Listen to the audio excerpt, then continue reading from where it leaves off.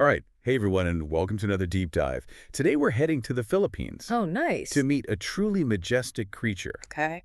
the Philippine eagle, Awesome. sometimes called the monkey-eating eagle. I've heard of that one. Yeah. So we're going to uncover some really fascinating facts about this bird, Right. understand the challenges that it faces, and learn why this bird's fate matters to all of us. Well, I'm excited to learn more about this one. Yeah, me too. It's a really interesting bird, So what really stood out to you about the Philippine Eagle? honestly. Yeah. Like right off the bat, Yeah. the size, Yeah. they are huge, They are big. with a wingspan of up to 7 feet, Wow. taller than most basketball players. That's incredible. I know, right? Can you believe that? Like, how do they even fly? That's That's amazing. really impressive. Yeah, And it's not just about size either. right. I mean, they're just incredibly striking looking. Yeah. So imagine like a creamy white belly. And then contrasting that with a dark brown back, All right. and then this amazing crown of feathers. Oh, wow. It's almost like they're wearing a regal mane or something. Like a lion. Yeah. Yeah. They can weigh anywhere from 4 to 8 kilograms. Oh, wow. Yeah. That's a big bird. Yeah. Definitely not your average pigeon, right? Definitely. And speaking of not average, Right? they're called monkey-eating eagles. Yeah, that's right. So does that mean they only eat monkeys? That's actually, it's a bit of a misnomer. Okay.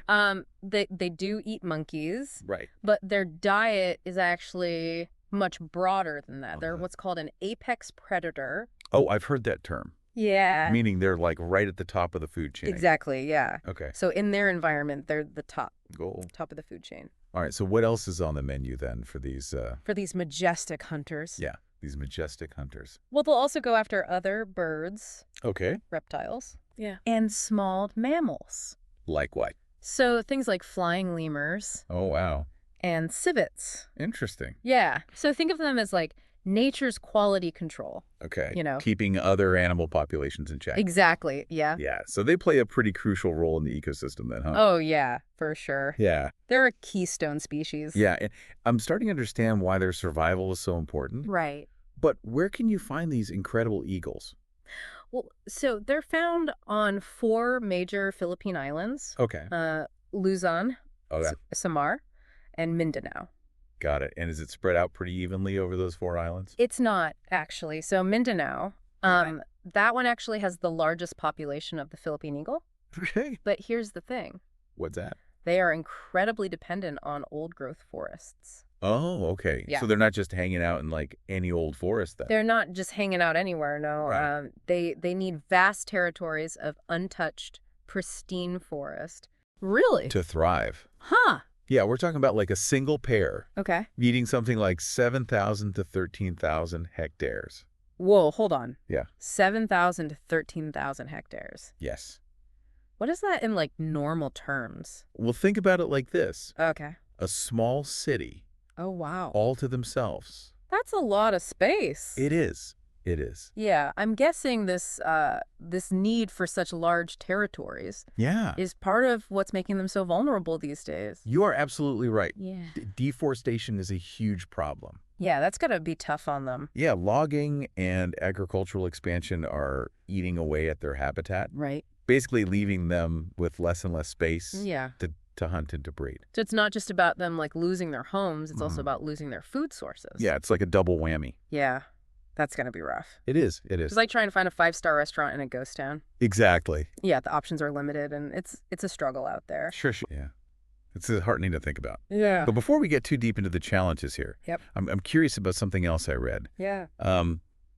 These eagles, they mate for life, right? do. That's amazing. Yeah, they're incredibly devoted. Wow. But I also read that they only lay 1 egg every 2 years. That is correct.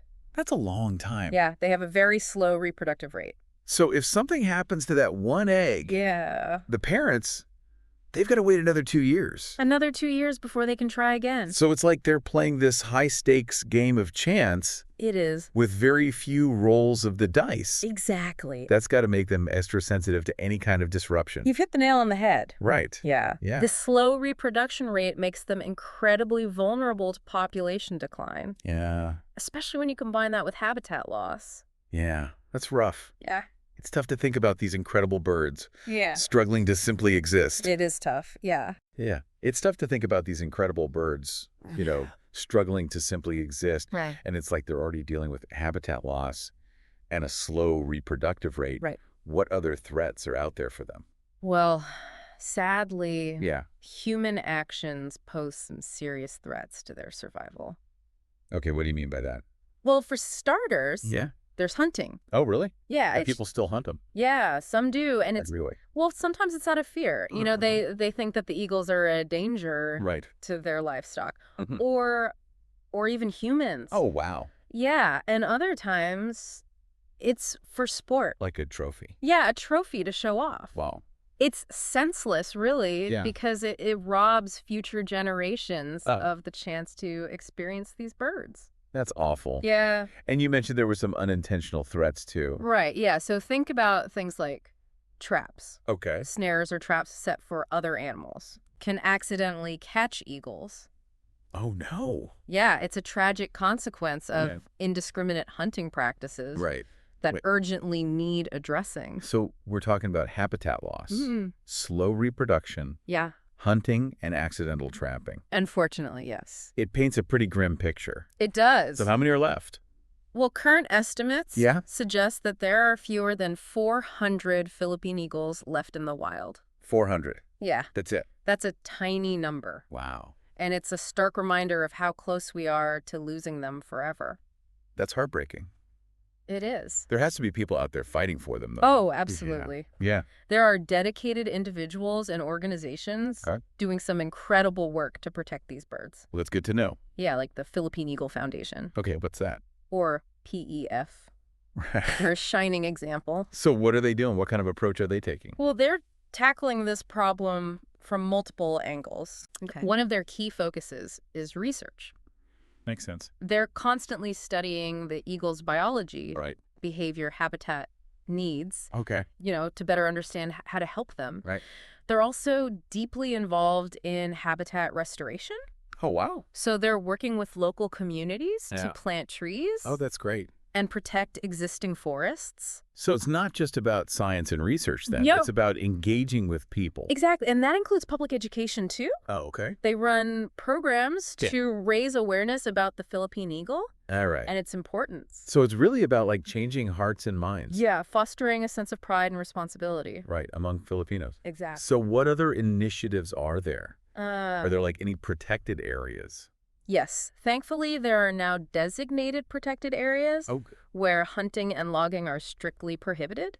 that's great. And they've also had success with captive breeding programs. Captive breeding, how does that work? So it involves pairing eagles in a controlled environment, Okay. give them the best possible conditions to breed Right, and raise their chicks. right. And the exciting part is some of these captive bred eagles Yeah. have been successfully reintroduced back into the wild.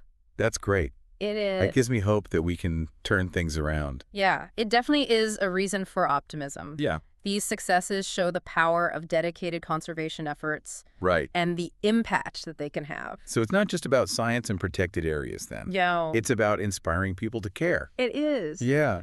And to take action. The PEF, it sounds like they've done an amazing job They have. of making the Philippine Eagle a symbol of national pride. Yeah, they've helped people understand that protecting this bird Right. isn't just about saving a species. Yeah. It's about preserving a national treasure. That's a powerful message. It is. Are there any legal protections in place for these eagles, too? Yes, there are. Like laws against harming them or their habitats? Yes. So the Philippines has the Wildlife Resources Conservation and Protection Act, Okay. also known as Republic Act 9147.